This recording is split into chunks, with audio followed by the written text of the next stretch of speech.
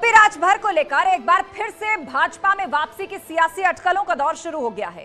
Deputy CM Brajesh Pathak के साथ सुभाषपा के अध्यक्ष ओपी राजभर भी बलिया में नजर आए और इस दौरान राजभर ने बीजेपी नेताओं के साथ मंच शेयर किया तो अगले दिन मुख्यमंत्री योगी की तारीफ में जमकर कसीदे पढ़े। अब सियासी अटकलें यही लग रही हैं कि इसे क्या माना जाए। निकाय चुनाव सर पर है तो लोकसभा चुनाव की तैयारी भी जोरों पर है। तो क्या राजभर अपनी सियासी जमीन तैयार कर रहे हैं? क्या ओम प्रकाश राजभर भाजपा में लौटकर आएंगे? आज इसी पर डिबेट, लेकिन उससे पहले ये रिपोर्ट देखिए आप।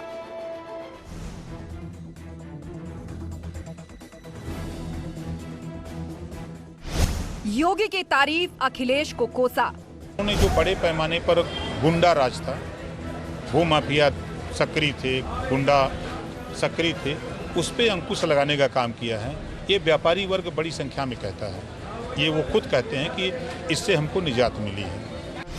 बीजेपी में जाने को बेकरार राजभर।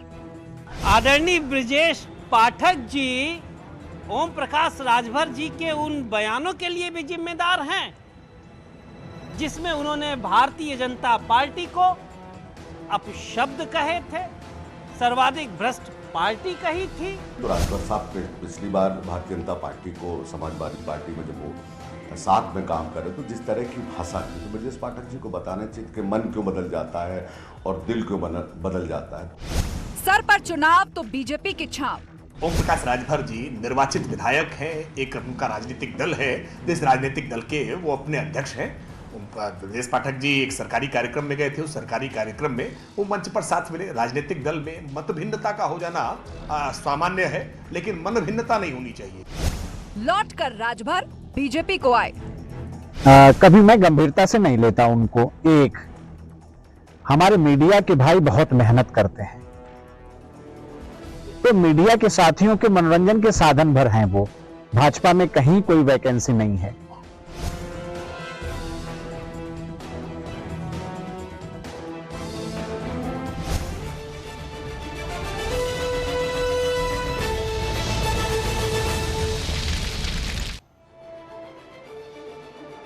तो चलिए बहस की शुरुआत करते हैं और पूरा गेस्ट पैनल हमारे साथ जुड़ चुका है। हमारे साथ आलोक अवस्थी हैं, बीजेपी प्रवक्ता, सुभाषपा महासचिव अरुण राजभर हमारे साथ जुड़ चुके हैं, सुधीर दुबे हैं, नेता समाजवादी पार्टी, साजन सिंह बसपा नेता हमारे साथ है, अनिल मिश्रा प्रवक्ता पीएसपीएल हमारे साथ जुड़ चुके हैं। आप सभी मेहमानों का स्वागत है। तो चर्चा की शुरुआत करें, लेकिन सबसे पहले 30 सेकंड के अंदर आपकी बात सुन लेते हैं। सबसे पहले रुख करेंगे अरुण राजभर का। अरुण राजभर जी, ये बताइए, अनिल राजभर कह रहे हैं बीजेपी के अंदर कोई वैकेंसी नहीं है, ओपी राजभर बस एंटरटेनमेंट का साधन है, लेकिन मंच पर ब्रजेश पाठक के साथ आए, योगी जी के कसीदे पढ़ने लगे, भाजपा के कसीदे पढ़ने लगे।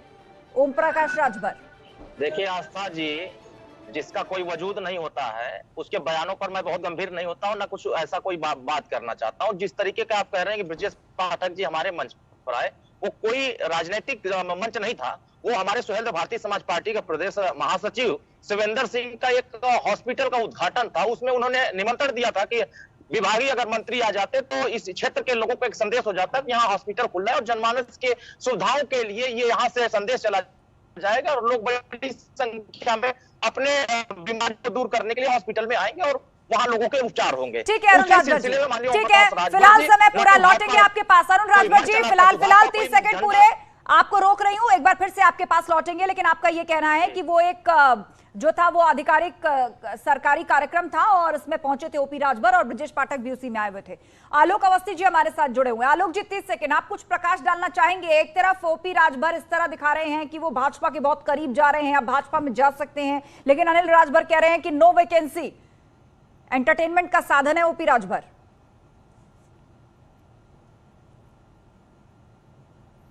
देखिए, भारतीय जनता पार्टी एक विचारधारा को लेकर चल रही है। हमारी योजना है अंत्योदय, गरीब के आंसू कैसे पोंछे जाएं, गरीब का उत्थान कैसे हो। हम उस लक्ष्य को निर्धारित करते हुए हम प्रधानमंत्री मोदी जी के नेतृत्व में हम इस लक्ष्य को लेकर के चल रहे हैं और उसमें कौन जुड़ता है कौन हटता है यह विषय महत्वपूर्ण नहीं है। विषय महत्वपूर्ण यह है कि गरीब जनता हमारे साथ में है, जनता के हम जो है हर कार्यक्रम में जनता को लेके चल रहे हैं और गरीबों को आंसू पोंछ रहे हैं, घर के माध्यम से, मुद्रा लोन के माध्यम से, उनको गैस के माध्यम से, उनको जो है 6,000 रुपए। आलोक जी ठीक है, आपको रोकूंगी 30 सेकंड पूरे। 30 सेकंड पूरे। आपने ओपी राजभर पर तो जवाब नहीं दिया, लेकिन आगे हम विस्तार से आपसे बात पूछेंगे और ये सवाल भी जरूर आएगा। रुक करेंगे सुधीर दुबे जी का, समाजवादी पार्टी के नेता। सुधीर दुबे जी, आपके गठबंधन के पुराने सहयोगी, पहले भी बीजेपी की शान में कसीदे गढ़ते रहे हैं और अब ब्रजेश पाठक जी के साथ एक मंच पर नजर आ रहे हैं। 30 सेकंड। आस्था जी, भारतीय जनता पार्टी का एक ही एजेंडा है कि किसी भी दूसरे दल को या दूसरे दल के नेता को अपनी पार्टी में लाना, उसको इस्तेमाल करना और उसके बाद उसको निकाल देना। एक तरफ तो भारतीय जनता पार्टी के एक मंत्री जो है वो गालियां दे रहे हैं ओपी राजभर जी को, और दूसरी तरफ भारतीय जनता पार्टी के दूसरे नेता वो उनके साथ गलबैयां बना रहे हैं और ओपी राजभर जी भी जो है ये बयान जारी कर रहे हैं कि वो हमारे पुराने मित्र हैं। मैं समझता हूं कि ओपी राजभर जी ने भी शायद भाजपा का जूठा खा लिया है। ठीक है सुधीर जी, वो भटक गए कि मुझे ठीक है, 30 सेकंड पूरे। ठीक है सुधीर जी, लौटेंगे एक बार फिर से आपकी बात सुनने के लिए। साजन सिंह हमारे साथ है, बहुजन समाज पार्टी के नेता। साजन जी, ओपी राजभर कहते रहे हैं कि पूर्वांचल में कोई भी पार्टी बगैर सुभाषपा या उनके जीत नहीं सकती या राजनीति नहीं कर सकती, और अब बीजेपी से नजदीकी बढ़ा रही है सुभाषपा। ओपी राजभर जी फिर से वॉशिंग मशीन में चले गए धुलने के लिए। अब वो धुलेंगे और जो दाग उन्होंने लगाया था भाजपा पे वो भी वो धोएंगे। जो कल तक पानी पी पी करके कोसने वाले शीर्ष नेतृत्व से लेकर के आम कार्यकर्ता को जिन्होंने गाली गलौज किया, गाली दिया, आज उसी के चरणों पे कसीदे गढ़ रहे हैं, तो इसको सीरियसली कोई लेता नहीं। ठीक में अभी जो नेताजी बैठे हुए हैं सुबह के, उन्होंने कहा कि कोई सीरियसली लेता नहीं है ऐसे पॉलिटिशियन को, तो सच में ये बात था उन्होंने ओपी राजभर जी के लिए कहा है। ओपी राजभर जी को कोई सीरियसली लेता नहीं है। उत्तर ठीक है साजन जी, आप कह रहे हैं सुभाषपा को और ओपी राजभर को कोई सीरियसली नहीं लेता है, और यही बात अनिल राजभर भी कह रहे हैं। वो तो यहां तक कह रहे हैं कि ओपी राजभर एंटरटेनमेंट का साधन बन गए हैं। अनीता मिश्रा हमारे साथ है, पीएसपीएल की प्रवक्ता। अनीता जी, 30 सेकंड में, ओपी राजभर अब क्या भाजपा में जाएंगे? हालांकि अनिल राजभर को कहीं ना कहीं आप देखिए मिर्ची लगी है, वो कह रहे हैं यहां किसी के लिए कोई वैकेंसी नहीं है, ओपी राजभर तो अब एंटरटेनमेंट का साधन है। उन्होंने कोशिश की थी प्रसपा के भी करीब जाने की, उन्होंने कोशिश की थी बसपा के भी करीब जाने की, आप सबकी वो तारीफ कर रहे थे, लेकिन आजकल भाजपा की तारीफ बहुत ज्यादा हो रही है। देखिए आस्था, ओपी राजभर जी एक मंझे हुए नेता हैं, उत्तर प्रदेश में काफी जनाधार है उनके पास, उनके अपने कैडर का। तो मुझे ऐसा लगता है कि अगर उनको बीजेपी में जाना ही है तो वो विलंब क्यों करें, और उनको जो कुछ भी करना है उनको एक बार डिसाइड कर लेना चाहिए। कभी वो भाजपा की बुराई करते हैं, कभी वो भाजपा की तारीफ करते हैं, कभी वो माननीय शिवपाल सिंह यादव जी के लिए कसीदे गढ़ते हैं कि उत्तर प्रदेश में उनके बिना कोई विकल्प विपक्ष में नहीं बनाया जा सकता है। तो अगर इस तरह की बातें रहेंगी कि, और देखिए सावधान यात्रा निकालते हैं, तो हम ये पूछना चाहते हैं कि वो जनता को किससे सावधान करना चाहते हैं? वो भाजपा से सरकार से सावधान 30 सेकंड पूरे। ओपनिंग रिमार्क्स का वक्त खत्म। अनीता जी, आपको रोक रही हूं बीच में, और अब वक्त है डिबेट को विस्तार से आगे ले जाने का। तो सबसे पहले सवाल अरुण राजभर जी आपसे यही कि क्या अब सुभाषपा ने ये तय कर लिया है या तस्वीर साफ हो गई है कि आप 2024 या उससे पहले बात कर लेते हैं, निकाय चुनाव आने वाले यूपी में, आप भाजपा के साथ जा रहे हैं? ब्रजेश पाठक के साथ एक मंच पर ओपी राजभर का आना, मुख्यमंत्री योगी और भाजपा की भूरी भूरी प्रशंसा करना। देखिए आस्था जी, सुहेल देव भारतीय समाज पार्टी उत्तर प्रदेश के 25 करोड़ जनता के साथ समझौता कर रही, और जो सावधान यात्रा लेकर के हम आज 18 जिलों को पार करते हुए कल मैनपुरी में हम एक रैली करेंगे और आपको दिखाएंगे कि मैनपुरी में लोग जो कहा करते थे कि ये मेरा गढ़ है तो उनका गढ़ है, उन सभी गढ़ों में हम जा रहे हैं और उन तमाम वर्गों को हम जगा रहे हैं जिन लोगों ने लंबे समय तक तमाम राजनीतिक दलों को वोट देकर नहीं, वो सब तो आप कर रहे हैं अरुण राजभर जी, लेकिन मेरा सवाल बहुत सीधा और स्पष्ट था।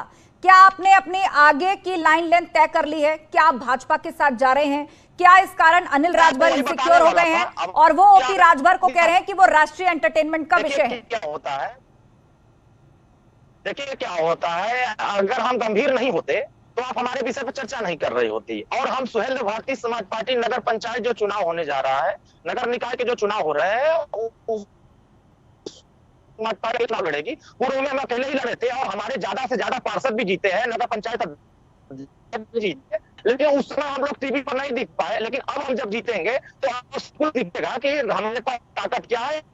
2024 में जगह का सवाल है, अभी हम जनता को जगा रहे हैं। जिन लोगों को सत्ता में बैठे हुए लोग या सत्ता से बेदखल लोगों ने धोखा देने का काम है, अधिकार देने का काम नहीं किया है। जातिवाद जनगणना की बात तो आज कर रहे हैं, लेकिन सत्ता में रहे तो जातिवाद जनगणना की बात नहीं किए। भौर और राजभर जाति को अनुसूचित जनजाति में शामिल करने के लिए 11 मार्च का फैसला आया हाईकोर्ट का, लेकिन हमने तो प्रस्ताव भिजवाया माननीय योगी आदित्यनाथ जी के माध्यम से। आज हम उनकी प्रशंसा इस बात से कर रहे हैं कि वो समाज हित की बात कर रहे हैं। हम समाज हित के लिए गए थे माननीय मुख्यमंत्री जी के यहाँ। अब जो भूमाफिया है, जो भूमाफियाओं के नाम पर गरीबों का मकान गिराए जा रहे थे, हम उनको बचाने के लिए माननीय मुख्यमंत्री जी की गए। तो ये जनता के मुद्दों पर हम जाते हैं, ऐसा नहीं कि व्यक्तिगत मेरा कोई मुद्दा है अरुण राजभर जी हम उनसे मिल रहे हैं या उनकी प्रशंसा। ठीक है सुधीर दुबे यहाँ पर अरुण राजभर ये कहने की कोशिश कर रहे हैं कि जिस राजभर समाज या पिछड़ी जातियों की वो बात करते हैं, सपा के साथ इन्हीं मुद्दों को लेकर पटरी नहीं खाई। जब आप सरकार में थे आपने कुछ नहीं किया, आपके सहयोगी रहे तब भी आप लोगों से कोई आश्वासन नहीं मिला, लेकिन अब इन्हीं बातों को लेकर भाजपा और मुख्यमंत्री योगी की तारीफ कर रहे हैं ओपी राजभर। देखिए, ये पिता पुत्र की पार्टी है और पिता केवल जो है बेटे को एडजस्ट करना चाहते हैं, राजनीति में स्थापित करना चाहते हैं, और बेटे जो है ना वो अपने पिताजी के लिए काम कर रहे हैं। जहां तक इन्होंने बात करी है कि हम सीरियस नहीं होते तो चर्चा क्यों होती, आस्था जी मैं बिल्कुल बहुत ही जिम्मेदारी के साथ कहना चाहता हूं कि मीडिया में केवल इनकी चर्चा है और बाकी जमीन पर इनकी कहीं कोई चर्चा नहीं है। ये कभी भाजपा की तरफ जाते हैं, कभी बसपा की तरफ जाते हैं, कभी ये छोटे और दलों के साथ समझौते की बात करते हैं, लेकिन इनका राजनीति में कोई स्टैंड क्लियर नहीं है। वास्तव में इन्होंने राजनीति को एक मजाक बना करके रख दिया, ना इनकी कोई विचारधारा है, ना इनके कोई मुद्दे हैं। ठीक है आलोक अवस्थी जी, सुभाषपा के लिए अब ये कहा जा रहा है कि इनकी कोई विचारधारा नहीं है, ना इनके पास मुद्दे हैं, राजनीति का मजाक बनाया सो अलग। आप देखिए पहले भाजपा के साथ थे, फिर सपा के पाले में गए, एक बार फिर से भाजपा में आने के लिए तैयार और बेकरार बैठे हैं ओपी राजभर। तो क्या भाजपा खुले हाथों से स्वागत करेगी ओपी राजभर का? क्या सशर्त एंट्री होगी या फिर कहा जाएगा कि आना है तो आ जाइए, बात आपकी कोई नहीं मानी जाएगी?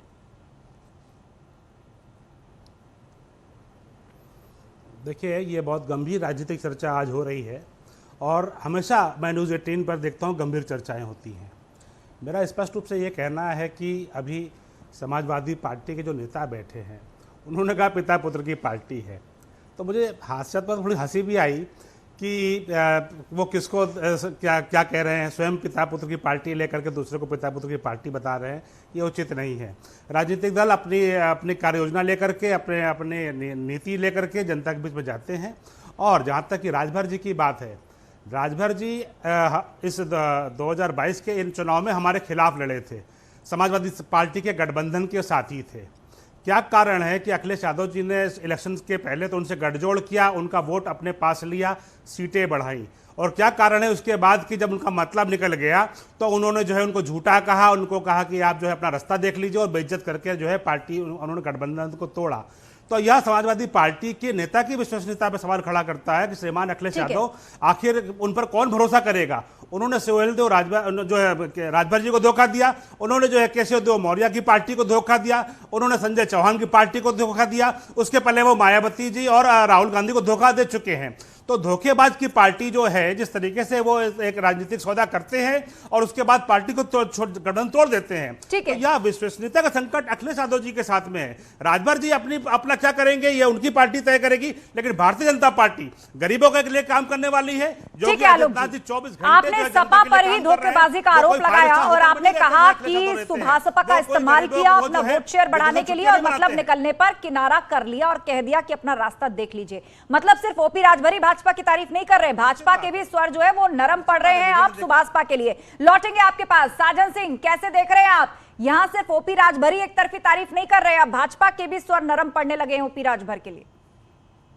मैंने तो पहले कहा था वॉशिंग मशीन में चले गए धुलने के लिए। हाँ, रही बात बसपा की राजनीतिक प्रयोगशाला से निकला हुआ एक नेता जो अपने विचारों से दूर हो गया है, जिसका एकमात्र लक्ष्य है सत्ता लोलुप ये व्यक्ति है और सत्ता की मलाई खाने के लिए एक ऐसे पार्टी के पास जा रहा है जिसका एकमात्र लक्ष्य है सत्ता की किसी तरह से प्राप्ति। ये गठबंधन नेचुरल गठबंधन हो ही नहीं सकता है। ये मैंने पहले ही कहा आस्था जी कि उत्तर प्रदेश की राजनीति का ये आदमी रोलिंग स्टोन है, एक मजाक है और हो नहीं सकता। कि इसने हाँ एक बात जरूर है कि दे रहा है दुरुस्त है, इन्होंने समाजवादी पार्टी को जो आईना दिखाया है, कम से कम ये तो समझ में आ गया कि कितने गलत गठबंधन में शामिल हुए थे और फिर से गलत गठबंधन में होने जा रहे हैं। आज जिस इश्यूज पे इन्होंने भाजपा, लेकिन उन्होंने तो बहन जी की भी तारीफ की थी, साजन जी, बहन जी की भी तारीफ की थी, बसपा की भी तारीफ की थी, और ये भी बताया था कि आपके और उनके विचार कितने मिलते हैं। आप भी पिछड़ों, दलितों की और शोषितों की बात करते हैं, उनकी भी राजनीतिक पार्टी इसी विचारधारा पे खड़ी है। क्या हुआ, बात नहीं बनी आपके साथ? इन्होंने जो भाजपा को छोड़ा था जब मंत्री पद, तो सामाजिक न्याय समिति की रिपोर्ट की बात करी थी, इन्होंने पिछड़ों की अनदेखी की बात करी थी, इन्होंने जातीय जनगणना की बात करी थी। क्या वो सारे के सारे इश्यूज पे भाजपा क्या आज ये जवाब मांगेंगे? बसपा ने, बहन जी ने इनको दुत्कारा, बोला ऐसे सत्ता लोलुप आदमी को लिए हमारे पार्टी में कोई जवाब नहीं, जगह नहीं है, हमारी विचारधारा आधारित पार्टी है। ठीक है, बसपा ने अपना स्टैंड साफ रखा है कि कम से कम सुभाषपा के लिए फिलहाल कोई जगह नहीं है, लेकिन राजनीतिक संभावनाओं का खेल है। अभी 2024 दूर है, लेकिन निकाय चुनाव जरूर करीब है। अनीता जी भी हमारे साथ हैं। अनीता जी, मैं देख रही हूं कि भाजपा ही नहीं बल्कि प्रसपा के भी सुर नर्म है ओपी राजभर के लिए। कहा तो राजभर समाज के ही एक नेता अनिल राजभर कह रहे हैं कि वो राष्ट्रीय एंटरटेनमेंट का विषय है, उन्होंने राजनीति को मजाक बना के रख दिया और भाजपा में नो वैकेंसी है। देखिए, सुर नरम वाली जैसी कोई बात नहीं है, पर प्रगतिशील समाजवादी पार्टी और माननीय शिवपाल सिंह यादव जी सिद्धांतवादी राजनीति करते हैं और अपने सिद्धांतों पर चलते हुए जो भी सही करता है उसको सही कहते हैं। और जो जहां कहीं कोई भी पार्टी, चाहे वो माननीय योगी जी हो, राजभर जी हो, समाजवादी पार्टी हो, कोई भी हो, अगर कुछ गलत उनको लगता है तो वो उस पर अपनी टिप्पणी जरूर देते हैं। राजभर जी के बारे में अभी जैसा मैं कह रही थी, मैं अपनी बात को पूरा करना चाहूंगी कि वो उनको अगर भाजपा में जाना है तो उनको अब विलंब काहे का, देरी काहे की। और मैं एक सवाल मेरा है सुभाषपा से कि अगर वो सावधान रैली जो निकाल रहे हैं तो वो किसको सावधान करना चाहते, किससे सावधान करना चाहते हैं जनता को? क्या वो सरकार से सावधान करना चाहते हैं? और अगर सरकार से सावधान करना चाहते हैं तो उनके मंच पर सरकार का प्रतिनिधि क्यों? और अगर विपक्ष से सावधान करना चाहते हैं तो विपक्ष का इतना विरोध क्यों? देखिए, अगर जो भारतीय जनता पार्टी, देखिए अभी चाहे हम जो भी कहें, माननीय राजभर जी विपक्ष में है, विपक्ष की एक पार्टी है, तो अगर उन्हें विपक्ष की राजनीति करनी है तो उनको वैसे बात करनी चाहिए, और अगर उनको भाजपा के साथ राजनीति करनी है तो उनको भाजपा के साथ जाना चाहिए। बिल्कुल रोलिंग कोस्टर वाली जो भी बात उन्होंने कही, अभी तक इतिहास भाजपा का वैसा ही रहा है। वो कभी किसी की बात करते हैं, कभी किसी की, हर दिन उनके स्टेटमेंट्स चेंज होते हैं। ठीक है, अरुण राजभर, तकरीबन हर सियासी पार्टी कह रही है कि आपकी जो स्थिति है, कोई उसे रोलिंग स्टोन कह रहा है, कोई उसको कहता है थाली से फिसलता बैंगन, कोई कहता है कि ओपी राजभर कभी इस पाले जाते हैं, कभी उस पाले जाते हैं, वो सब तरफ जा चुके हैं, वहां से बाहर आ चुके हैं, मतलब उनका कोई और छोर नहीं है। लेकिन अब निकाय चुनाव करीब है, अब भी आपने अगर आगे का रास्ता स्पष्ट नहीं किया या फिर किसके करीब जाना है, मतलब सत्ता के साथ मिलकर राजनीति करनी है या विपक्ष की राजनीति करनी है, इसे क्लियर नहीं किया तो सुभाषपा के लिए ये क्या दिक्कत नहीं हो जाएगी? उसके फौरन बाद लोकसभा चुनाव है। देखिए आस्था जी, मैं आपको पहले ही बता दिया कि जो हम सावधान यात्रा लेके चल रहे हैं, इस कर रहे हैं, हम उन नेताओं से सावधान कर रहे हैं जिन नेताओं ने जनता का वोट लेकर के सत्ता पर काबिज हुए और सत्ता में रह करके जिन मुद्दों की चर्चा करके जनता से वोट लिया, जनता कंफ्यूज नहीं हो जाएगी, जनता कंफ्यूज नहीं हो जाएगी, क्योंकि आप सत्तारूढ़ दल के साथ भी रह लिए, आप विपक्षी पार्टी जो मुख्य विपक्षी दल है समाजवादी पार्टी, आप उसके साथ भी रह लिए। अब आप किससे सावधान कर रहे हैं जनता? बात तो सुनिए। अब सामाजिक न्याय समिति की रिपोर्ट लागू करने के लिए बहन जी की पार्टी के किसी नेता ने अभी तक जुबान खोला कि नहीं ये लागू होना चाहिए। राजभर और भर जाति को अनुसूचित जनजाति में शामिल करने के लिए बहन जी की पार्टी और अखिलेश जी की पार्टी, जी जवाब देंगे जो बहुत पैनलिस्ट बैठे हैं, किसी ने सवाल दिया क्या, कहा कि नहीं ये चीज होनी चाहिए? हम उत्तर प्रदेश में घरेलू बिजली का बिल माफी करने की बात करते हैं, क्या ये किसी बैठे पैनलिस्टों ने किया? हम उत्तर प्रदेश में गरीबों को एक समान अनिवार्य फ्री शिक्षा की व्यवस्था कराना चाहते हैं, क्या किसी पैनलिस्टों ने किया? नहीं किया। इनका मसला सिर्फ ये है कि माननीय ओम प्रकाश राजभर जी सावधान यात्रा लेकर के जनता को जगा क्यों रहे हैं। अच्छा ठीक है, इसका जवाब हम लेते हैं साजन सिंह से। साजन जी, सीधा सीधा आरोप बसपा पर लगाया सुभाषपा ने, सामाजिक न्याय समिति की जो रिपोर्ट है उसको लागू किया जाए, उसके लिए आपने क्या आवाज उठाई? आप बात करते हैं दलितों, शोषितों, वंचितों की, आपने कितना मूवमेंट या आंदोलन इसके लिए चलाया, ये सरकार पर दबाव बनाया, और जो सावधान यात्रा लेकर वो निकल रहे हैं उससे आप लोग घबरा गए। सामाजिक न्याय समिति की जो रिपोर्ट है वो झुंझुना है ओपी राजभर जी के लिए। जो हर राजनीतिक दल में जाने से पहले ये झुंझुना तुम भी लगाओ ना, झुंझुना को लेकर पकड़ो, चिल्लाओ कि नहीं, झुंझुना को लागू होना चाहिए।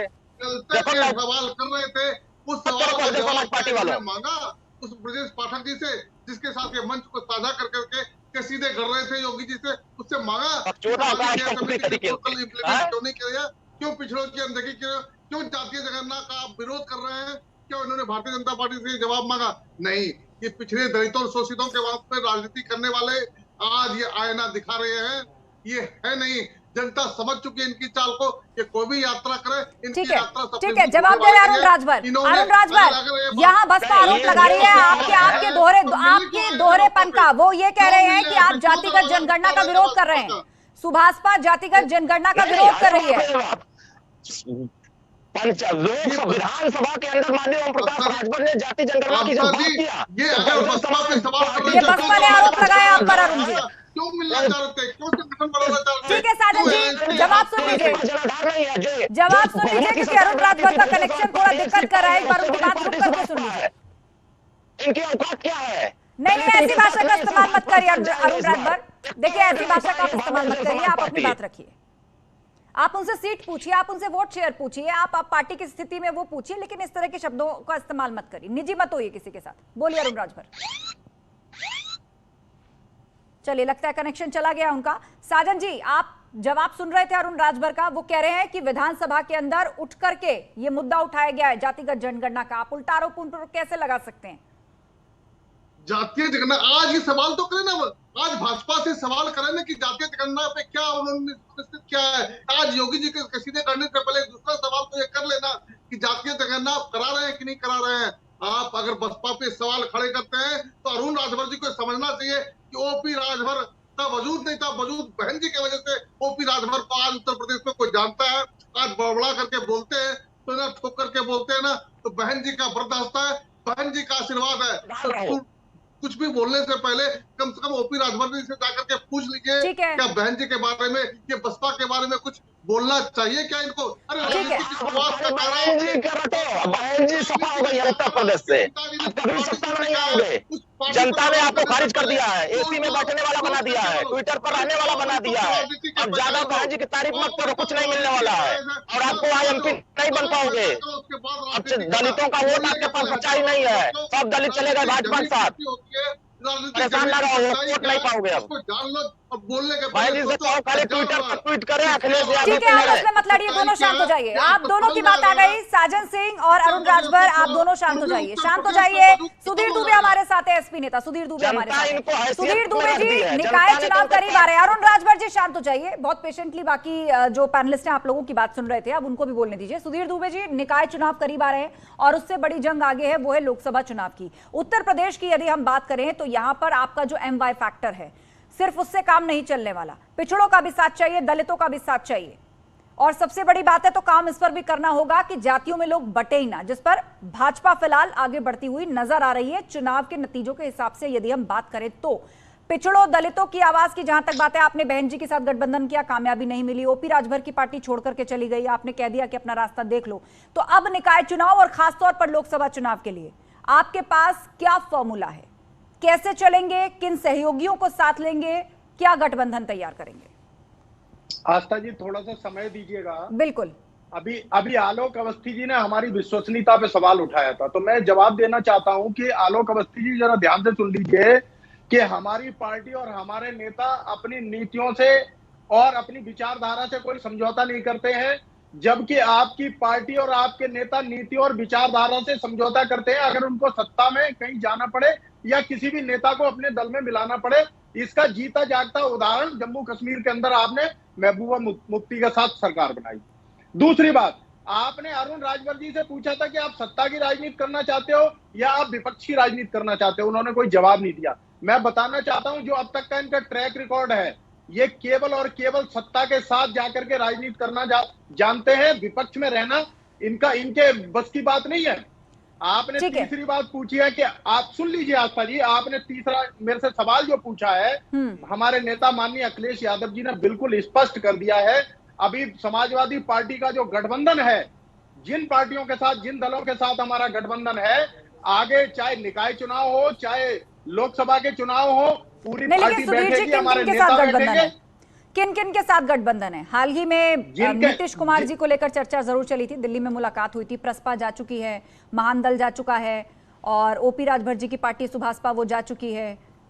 बहन जी के साथ तो गठबंधन नहीं था अभी हाल ही में। जहां तक किसके साथ आपका गठबंधन है? देखिए, जहां तक ओपी राजभर जी का सवाल है, ओपी राजभर जी हमारी नीतियों के साथ चलने के लिए हमारे साथ आए थे, लेकिन जब वो हमारी नीतियों के साथ नहीं चल पाए, आज उत्तर प्रदेश में केवल एक ही पार्टी, एक ही नेता है जो सत्ता का विरोध कर रहा है। इनके जो कारनामे हैं, जो इनकी गलत इसमें कोई दो राय नहीं है सुधीर जी मानसिक चेहरा है कि मुख्य विपक्षी दल समाजवादी पार्टी ही है और जनता ने ही आपको चुना है विपक्ष में बैठाने के लिए। लेकिन मेरा सवाल आपसे बहुत सीधा था, वो ये कि 2024 और खासतौर पर उससे पहले जो निकाय चुनाव होने वाले हैं, आपने कहा हमारे गठबंधन के सारे साथी हमारे साथ हैं, जो गठबंधन में है हमारे साथ, उनके साथ हम मजबूती से आगे बढ़ेंगे। मैंने पूछा था कौन है आपके साथ गठबंधन? निश्चित रूप से हमारे साथ जो हमारे कार्यकर्ता हैं, जो हमारा पार्टी संगठन है, उनके मतलब सपा अकेली चलेगी, आप ये कहना चाहते हैं? चुनाव में जाएंगे। ठीक है, सपा अकेली चलेगी, किसी के साथ गठबंधन नहीं करेगी।